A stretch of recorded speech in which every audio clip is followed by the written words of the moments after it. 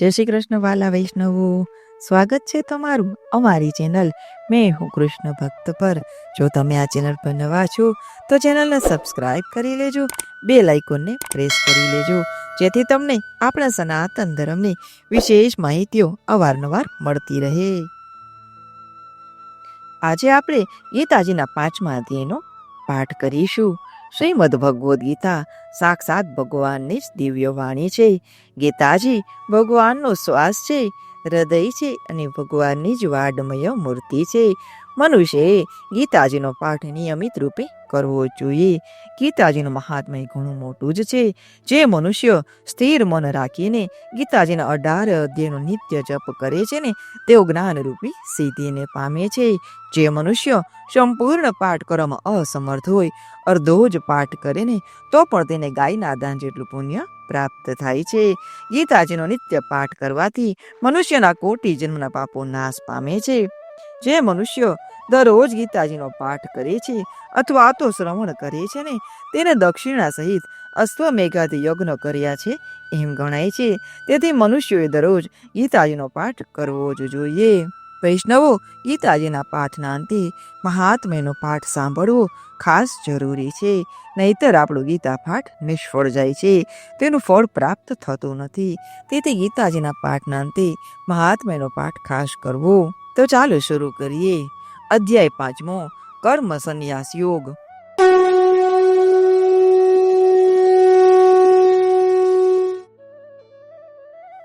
અર્જુને પૂછ્યું કે હે કૃષ્ણ, આપ કર્મોના સંન્યાસની અને વળી પાછા કર્મોના યોગની પણ પ્રશંસા કરો છો, તો એ બંનેમાંથી મારા માટે જ એક કલ્યાણકારક હોય ને, તે મને નિશ્ચિંત કરીને કહો.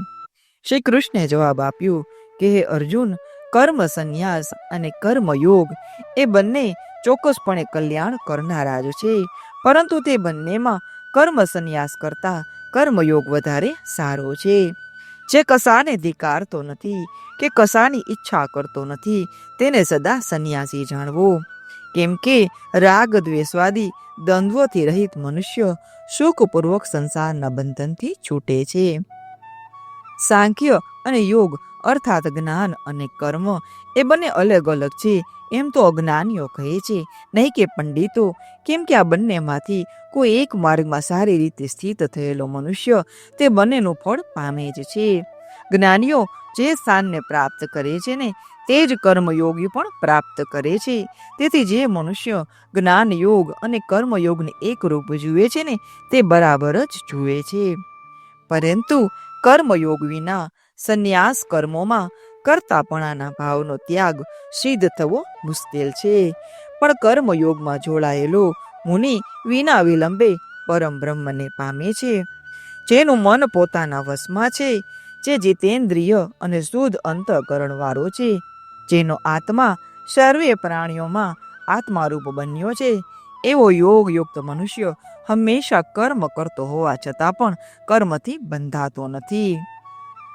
એવો યોગયુક્ત તત્વને જાણનારો મનુષ્ય જુએ, સાંભળે, સ્પર્શ કરે, સૂંઘે, ખાય, ચાલે, ઊંઘે, શ્વાસ લે, બોલે, ગ્રહણ કરે અને નેત્ર ઉગાડે તથા મીચે ને, તો પણ આ સર્વે ક્રિયાઓ એટલે કે ઇન્દ્રિયોના વિષયોમાં ઇન્દ્રિયો જ વર્તે છે એમ સમજી હું કાંઈ જ કરતો નથી એમ માને છે.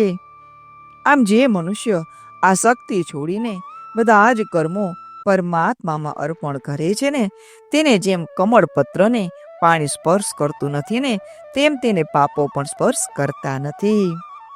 યોગીઓ આસક્તિ છોડીને શરીરથી, મનથી, બુદ્ધિથી અથવા તો ઇન્દ્રિયોથી કેવળ અંતઃકરણની શુદ્ધિ માટે જ કર્મો કરે છે.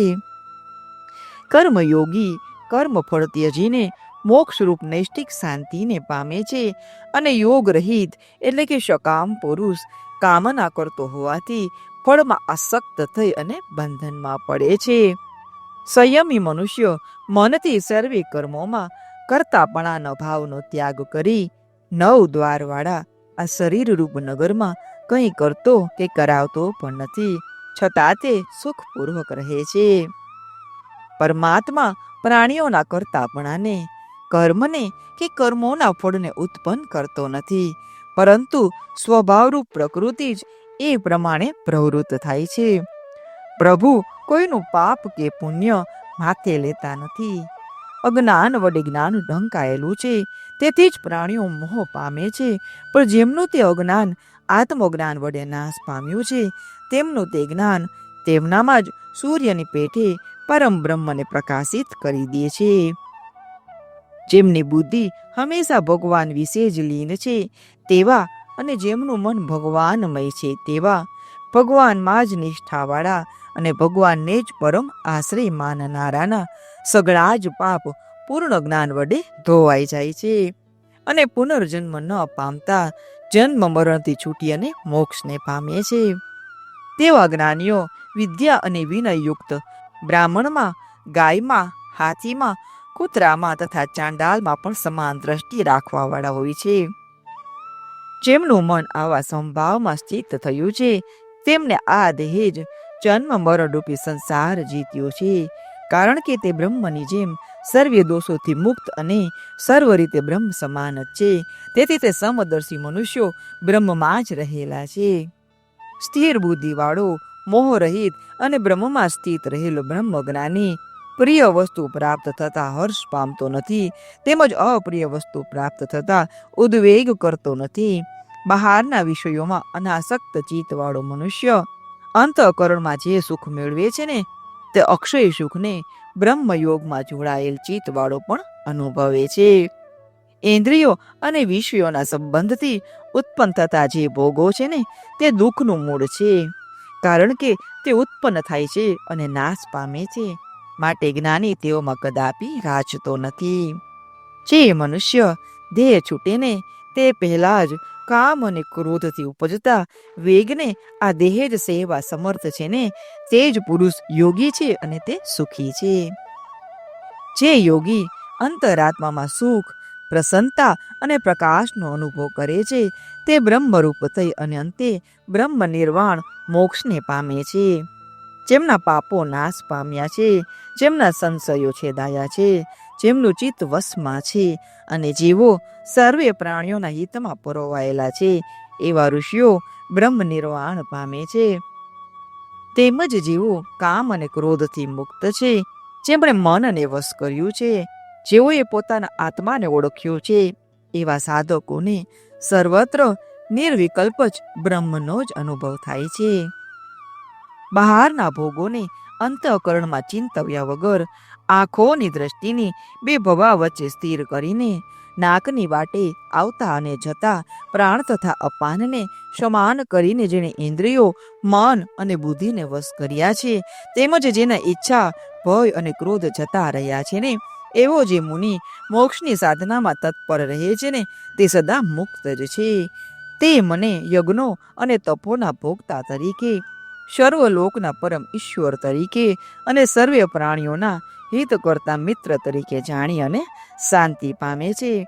એથી શ્રીમદ ભગવદ્ ગીતામાં શ્રી કૃષ્ણ અર્જુન વચ્ચે થયેલ સંવાદમાં કર્મ સંન્યાસ યોગ નામનો 5મો અધ્યાય સંપૂર્ણ. શ્રી કૃષ્ણાય અર્પણમ અસ્તુ. બોલો કૃષ્ણ કનૈયા લાલ કી જય. હવે આપણે ગીતાજીનો મહાત્મ્ય લઈશું. અથ શ્રીમદ ભગવદ્ ગીતા મહાત્મ્ય. શ્રી ધરતી માતાએ પૂછ્યું, હે ભગવાન, હે પરમેશ્વર, હે પ્રભુ, પ્રારબ્ધના કર્મોના ફળની ભોગવતા મનુષ્યને એકનિષ્ઠ ભક્તિ કેવી રીતે થાય છે તે અંગે જણાવો. આથી વિષ્ણુ ભગવાન બોલ્યા કે પ્રારબ્ધને ભોગવતો જે મનુષ્ય સદા શ્રી ગીતાના અભ્યાસમાં આસક્ત રહેતો હોય ને, તે જ મનુષ્ય આ લોકમાં મુક્ત અને સુખી થાય છે, કર્મથી બંધાતો નથી.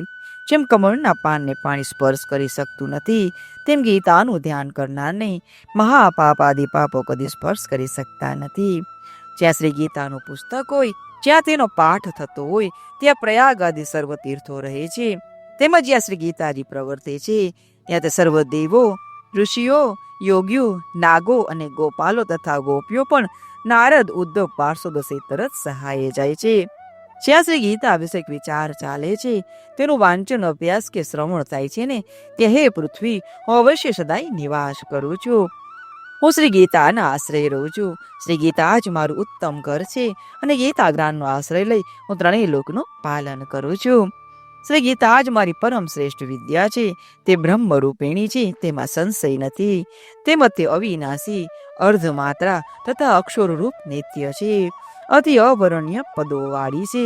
વળી તે ચિદાનંદ શ્રી કૃષ્ણે સ્વમુખે અર્જુનને કહેલી આ ગીતા ત્રણેય વેદરૂપ, પરમાનંદરૂપ અને તત્વરૂપ પદાર્થના જ્ઞાનથી યુક્ત છે. જે મનુષ્ય સ્થિર મન રાખી ગીતાજીના 18 અધ્યાયનો નિત્ય જપ કરે છે, તે જ્ઞાનરૂપી સિદ્ધિને પામે છે. પછી તે પરમ પદને પ્રાપ્ત કરે છે. સંપૂર્ણ પાઠ કરવામાં અસમર્થ હોય તો અર્ધો પાઠ કરીને તો પણ તેને ગાયના દાન જેટલું પુણ્ય પ્રાપ્ત થાય છે. એમાં કોઈ શંકા નથી. ત્રીજા ભાગનો પાઠ કરી તો ગંગા સ્નાનનો, છઠ્ઠા ભાગનો પાઠ કરી તો તેને સોમયાગનું પણ પ્રાપ્ત કરે છે. જે મનુષ્ય ભક્તિભાવ સહિત નિત્ય 1 અધ્યાયનો પાઠ કરે છે, તે રુદ્રલોકને પામે છે અને ત્યાં શિવજીનો ગણ બની ચિરકાળ વસે છે. હે ધરતી, જે મનુષ્ય નિત્ય ગીતાનો 1 અધ્યાય, 1 શ્લોક અથવા તો શ્લોકના 1 ચરણનો પાઠ કરે છે, તે મનવંતર સુધી મનુષ્ય પણ મેળવે છે.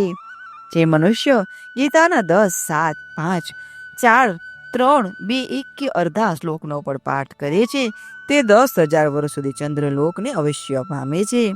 જે મનુષ્ય ગીતાના પાઠમાં જોડાઈને મરણ પામ્યો હોય તે ફરીથી મનુષ્યપણું પામે છે અને નવા જન્મમાં ગીતાનો અભ્યાસ કરી ઉત્તમ મુક્તિને પામે છે. ગીતા એવા ઉચ્ચાર સહિત મૃત્યુ પામનાર સદગતિને પામે છે. શ્રી ગીતાનો અર્થ સાંભળવામાં તત્પર બનેલો મનુષ્ય જો મહાપાપી હોય ને તો તે પણ વૈકુંઠને પામે છે અને વિષ્ણુની સાથે આનંદ કરે છે. જે મનુષ્ય અનેક કર્મો કરી નિત્ય ગીતાજીના અર્થને વિચારે છે, તેને જીવન મુક્ત છે એમ જાણવું. મૃત્યુ ભય તે પરમ પદને પામે છે.